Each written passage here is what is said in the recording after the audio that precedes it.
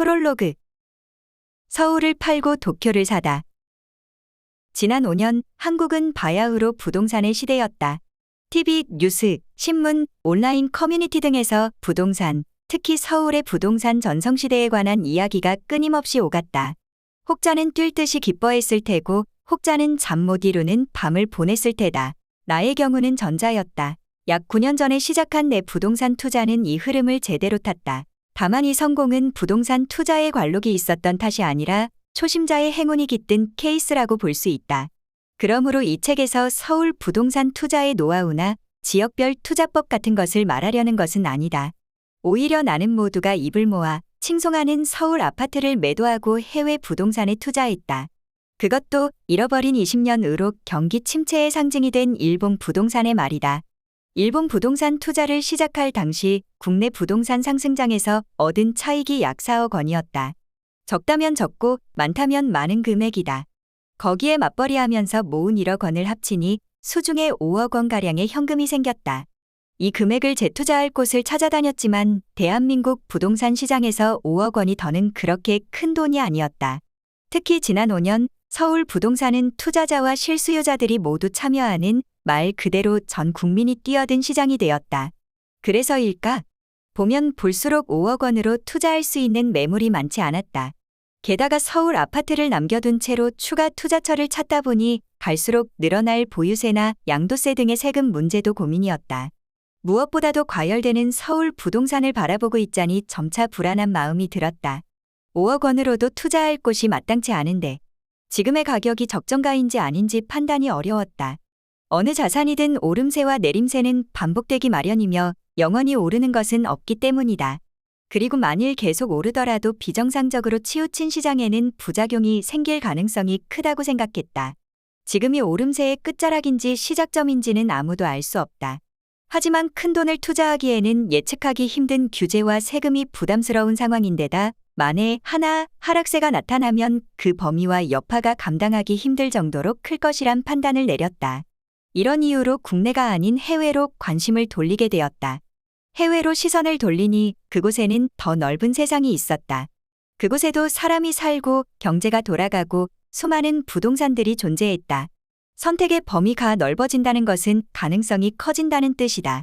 선택지가 생기자 이런 생각이 들었다. 서울보다 안정적이면서 예측 가능한 수익을 얻을 수 있는 곳이 있지 않을까?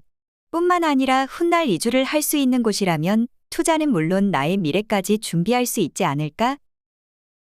나와 비슷한 생각을 가진 사람들이 있었던 것인지 당시에 한창 해외 부동산 투자와 관련한 기사가 쏟아져 나왔다. 선진국인 미국, 일본, 유럽뿐 아니라 개발도상국인 베트남, 인도네시아, 말레이시아까지 여러 나라에서의 부동산 투자가 활발히 회자되었고 관련 세미나도 열렸다. 실제로 2019년 한국인은 아시아에서 해외 부동산 투자 시장의 큰손으로 떠오르기도 했다. 이런저런 소식을 듣다 보니 점점 더 궁금해졌다. 나도 해외 부동산을 살 수 있을까? 아마도 개발도상국에서 가능하겠지? 그런데 내가 전혀 모르는 곳에도 투자를 할 수 있을까? 투자 정보를 알아보기 시작했다. 제일 처음에 관심을 둔 나라는 미국과 캐나다였다. 북미 쪽은 당연하게도 한국인들이 선호하는 지역이다. 아마 전 세계인들이 선호할 것이다. 북미 지역 투자는 거의 대부분이 투자 이민과 관련되어 있다. 해외 이주를 하거나 2세에게 시민권을 주는 등 투자와 더불어 영주권을 취득하려는 목적이 크다. 부동산 세미나에서 한북미 부동산 투자 업체의 부스에 방문해 상담을 받아보았다. 이야기를 들을수록 아직 나에게 미국은 너무 멀게만 느껴졌다. 심리적인 거리도 그렇지만 물리적 거리도 멀다는 점이 부담이었다. 직장인인 내가 자주 방문하기 어려울 거라 생각하니 더욱 현실적으로 다가오지 않았다. 더군다나 처음 들어가는 초기 투자 금액도 상당했다. 여기저기서 자주 소식이 들려오는 베트남, 필리핀, 말레이시아 쪽도 알아보았다. 이 지역들은 오랫동안 많은 투자자들이 관심을 갖고 있던 곳이기도 하고 이미 많은 한국인들이 투자를 한 곳이기도 하다. 하지만 이곳들 또한 크게 매력적으로 느끼지 못했는데 가장 큰 이유는 이제 막 경제 성장을 시작한 개발도상국의 부동산이기 때문이었다. 이들 중 일부 국가에서는 외국인 투자자들에게 불리한 세금을 부과하는 경우가 있기도 했고 무엇보다 개인적으로 개발도상국의 부동산 제도 자체에 대한 확신이 없었다. 또 베트남 같은 공산국가에서는 부동산을 거래할 때 땅을 개인이 소유할 수 없다. 개인이 아파트나 건물을 사더라도 땅은 국가의 소유로 남아있고 개인은 땅을 빌려 쓰는 사용권만 취득할 수 있다. 부동산의 본질은 땅인데 땅을 빌리기만 하는 것은 큰 리스크라고 생각했다. 그러다가 만나게 된 것이 일본이었다. 일본이라니? 일단 일본의 부동산을 생각할 때 제일 먼저 떠오르는 것은 부동산 버블 붕괴이다. 1998년 일본 버블이 붕괴하면서 부동산이 대폭락했다. 그리고 그 후로 일본 경제는 저성장과 경기 침체가 긴 시간 이어졌다. 그런데 요즘은 어떨까? 2019년 경제뉴스에서 일본의 내수 심리가 다시 살아났다. 니케이 지수가 최고점을 갱신했다. 일본 부동산 리츠 펀드의 수익률이 대단했다 등과 같은 소식이 들렸다. 그러고 보니 지금껏 나는 일본을 20년 전의 모습으로만 생각하고 있었다. 그동안의 변화에 대해서는 생각해 본 적이 없었던 것이다. 일본은 경제 규모가 전 세계에서 세 번째로 큰 강대국이자 선진국이기도 하다.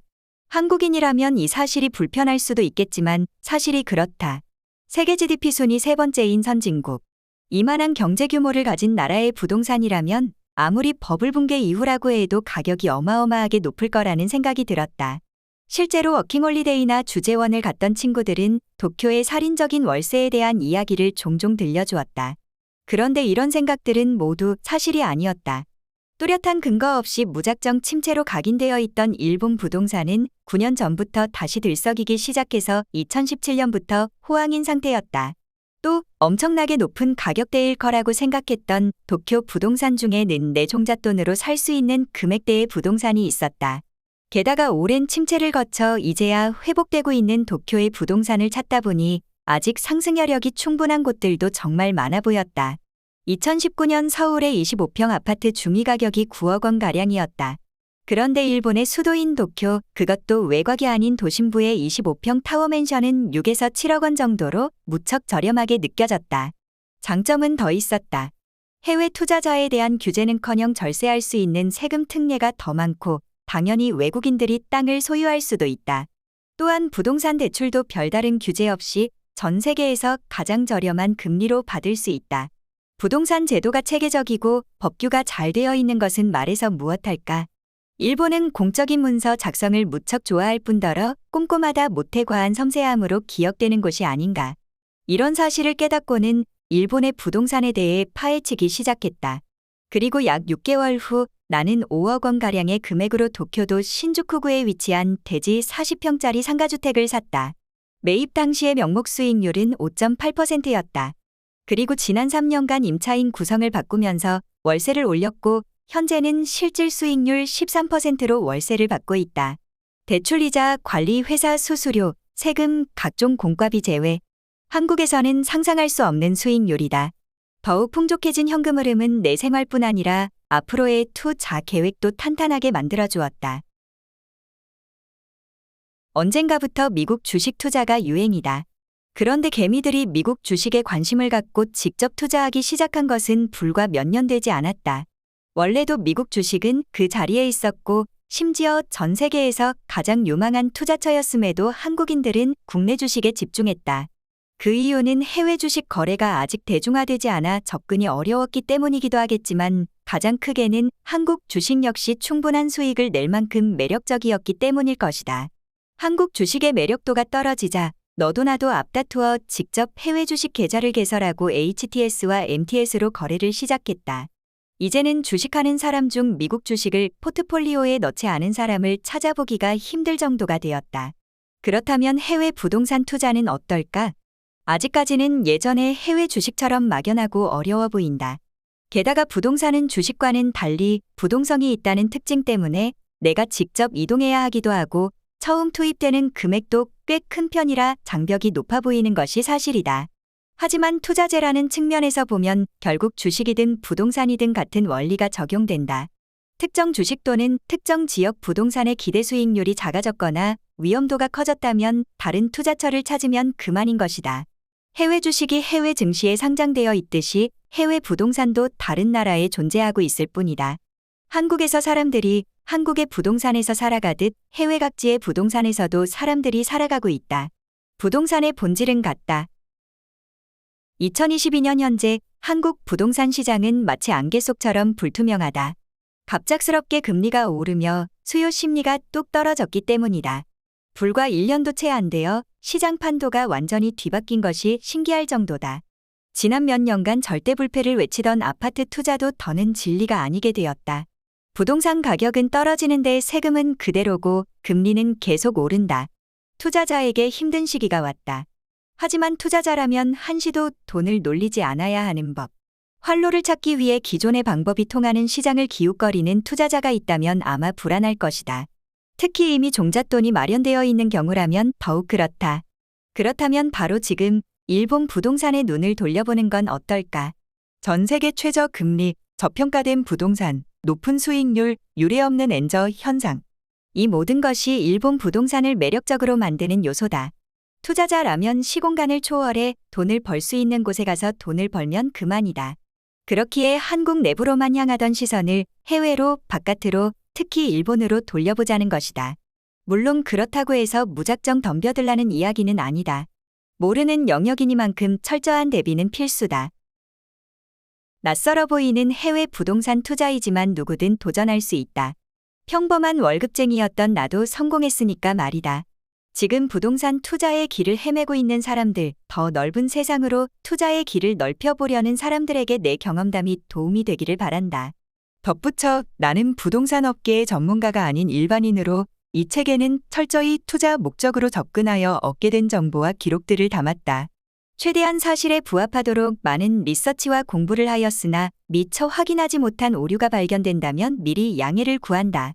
잘못된 정보나 오류가 있다면 언제든 연락해 주시길 바란다. 여기까지 국내 최초 일본 부동산 투자서 서울을 팔고 도쿄를 샀습니다. 의 프롤로그였습니다.